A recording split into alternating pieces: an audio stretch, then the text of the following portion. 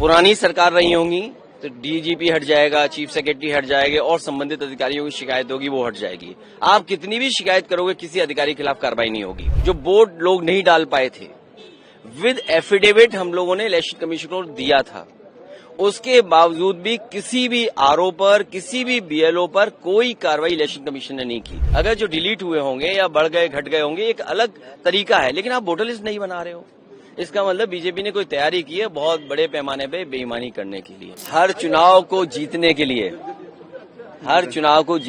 Bharatiya Janata party एक नई रणनीति बनाती है। आप कल्पना करिए 8 करोड़ वोट और 1 महीने में 1.5 महीने में आप पूरी नई वोटर लिस्ट बनाएंगे। और अगर हम पीछे मुड़ करके अगर हम देखें, यूपी में बहुत करीब से देखा इन्होंने, इलेक्शन कमीशन किसी भी अधिकारी को ट्रांसफर पोस्टिंग नहीं करता। अगर पुरानी सरकार रही होंगी तो डीजीपी हट जाएगा, चीफ सेक्रेटरी हट जाएंगे और संबंधित अधिकारियों की शिकायत होगी वो हट जाएगी। आप कितनी भी शिकायत करोगे किसी अधिकारी के खिलाफ कार्रवाई नहीं होगी। आप वोटर लिस्ट को लेकर के शिकायत करेंगे, एडमिनिस्ट्रेशन को जो साथ देना चाहिए वो एडमिनिस्ट्रेशन साथ नहीं देता। समाजवादी पार्टी ने 18,000 वोट जो बीजेपी के इशारे पे डिलीट किए गए थे, जो वोट लोग नहीं डाल पाए थे, विद एफिडेविट हम लोगों ने इलेक्शन कमीशन को दिया था, उसके बावजूद भी किसी भी आरओ पर, किसी भी बीएलओ पर कोई कार्रवाई इलेक्शन कमीशन ने नहीं की। और अभी जो उपचुनाव हुआ था, जहां पर पुलिस खड़ी होकर के अपनी सर्विस रिवॉल्वर निकाल करके वोट रोक रही थी, और मैं आपसे कहता हूं कुंदरकी का आप सीसीटीवी रिकॉर्डिंग निकाल के लाइए, आपको पुलिस मिलेगी जो पुलिस वोट डाल रही है। क्योंकि अयोध्या में ये लोग हारे थे तो मिल्कीपुर हराना जरूरी था।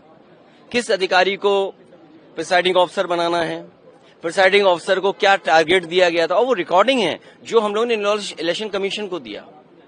कुंदरकी का चुनाव लूट लिया, मीरापुर का चुनाव पुलिस ने, प्रशासन ने मिलकर के लूट लिया, अयोध्या में चुनाव जो हुआ उसको लूट लिया। तो कितने हम उदाहरण दिए हैं, यूपी के तमाम उदाहरण हम दे सकते हैं जहां पर इलेक्शन कमीशन आंख बंद कर करके रहा। और मुझे दुख हुआ था जब बाई इलेक्शन के बाद में आया तो एक सफेद चादर लेकर के आया था, याद कीजिए आप लोग, और इसीलिए लेकर के आया था कि समाजवादी पार्टी की किसी शिकायत पर कार्रवाई नहीं हुई थी। और अब बिहार का चुनाव 1-1.5 महीने में नई वोटर लिस्ट बनना, तो इसलिए हम लोग उसके खिलाफ हैं। अभी लोकसभा चुनाव हुआ है, अगर जो डिलीट हुए होंगे या बढ़ गए घट गए होंगे एक अलग तरीका है, लेकिन आप वोटर लिस्ट नहीं बना रहे हो, इसका मतलब बीजेपी ने कोई तैयारी की है बहुत बड़े पैमाने पे बेईमानी करने के लिए। आपने चंडीगढ़ में देखा बैलेट का जब वोट पड़ा तो कैसे बैलेट का वोट पड़ा था। तो कितने उदाहरण दें हम बीजेपी के। और बीजेपी के लोग तो बूथ पर पता नहीं कौन सी मशीन लेकर के आते हैं जिसमें वोटर आईडी कार्ड बना लेते हैं लोग। जो इलेक्शन कमीशन का सबसे महत्वपूर्ण कार्ड होता है वो कार्ड बन जाता है वहां। आधार कार्ड बनाने की मशीन लेकर के आते हैं बीजेपी के लोग, वो बना लेते हैं। तो बताइए, अब आधार कार्ड बना लेते हैं, वोटर आईडी बना ले, अब तो पूरी वोटर लिस्ट नहीं बना रहे हैं। सर, आपके क्षेत्र में जो मंदिर बन रहा है उसको लेकर के विवाद खड़ा हो रहा है उत्तराखंड। इस लोकतंत्र के मंदिर में अभी किसी का इस्तीफा हो गया, कोई स्वास्थ्य के बारे में भी नहीं पूछ रहा। तो अगर बीजेपी के लोग स्वास्थ्य के बारे में नहीं पूछ रहे हैं तो हो सकता है कुछ दाल में काला हो। सर, जो केदारनाथ मंदिर आप बनवा रहे हैं उसके बड़ा विरोध कर रहे हैं उत्तराखंड, उससे आपको क्या लेना देना। आप जाइए वहां दक्षिणा दीजिए जाकर के, आप सबको जाकर के वहां दक्षिणा देनी चाहिए। और जो लोग शिकायत कर रहे हैं उन्हें भी आकर के दर्शन करना चाहिए और दक्षिणा देनी चाहिए, और उनको खुशी होनी चाहिए। भाई हम भी तो प्रचार कर रहे हैं सनातन धर्म का। और जब भगवान ने, ये मैं नहीं कर रहा हूं, भगवान करा रहे हैं। अगर कोई कार्य भगवान करा रहे हो किसी के माध्यम से, हम तो केवल माध्यम हो सकते हैं।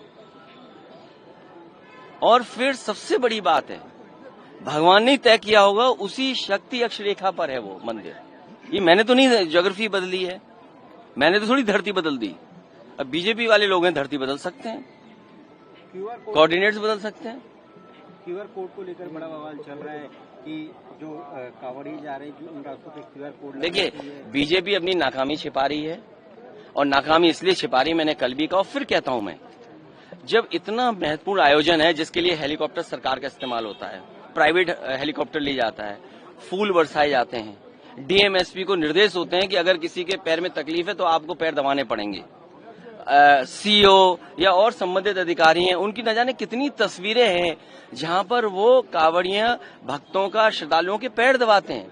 अब आप बताइए, पैर दबाने के लिए सरकार कहती हो और उसके बावजूद 20 साल की सरकार में, दिल्ली और लखनऊ की सरकार में एक कॉरिडोर नहीं बना पाए, एक सुरक्षित मार्ग नहीं दे पाए आप, जहां पर सुरक्षित होकर के अपनी श्रद्धा से और जो हमारी परंपराएं हैं धर्म की कि वेज खाना होना चाहिए, प्योर वेज खाना होना चाहिए, वो इंतजाम नहीं कर पा रही सरकार। कैसी सरकार है बताओ?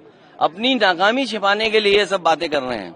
और मैं तो कहूंगा कि डिप्टी सीएम दोनों हैं, उन डिप्टी सीएम को भी कांवड़ यात्रा पे जाना चाहिए, उनके कैबिनेट के लोगों को भी कांवड़ यात्रा करनी चाहिए, क्योंकि जब कांवड़ यात्रा पे आप निकलेंगे तो एक कांवड़ियों को क्या तकलीफ परेशानी है उसका एहसास होगा आपको हेलीकॉप्टर से एहसास नहीं हो सकता है। आप हेलीकॉप्टर से फूल बरसा रहे हो, उससे कैसे एहसास होगा कि पैदल चलने से, कुछ वजन अपने ऊपर रख करके ले जाने से कितनी तकलीफ परेशानी होती है। इसलिए मैं चाहूंगा कि पूरी कैबिनेट जिस तरीके से डुबकी मारी थी, उसी तरीके से पूरी कैबिनेट कांवड़िया यात्रियों के साथ जाए रास्ते में, जिससे उन्हें परेशानी तकलीफ की एहसास हो, और जब एहसास होगा तो कॉरिडोर भी बन जाएगा। तो आपकी सरकार आएगी तो कॉरिडोर बनवाएंगे? हमारे पास कोई बजट नहीं है, आप सरकार ला दो फिर विचार करेंगे।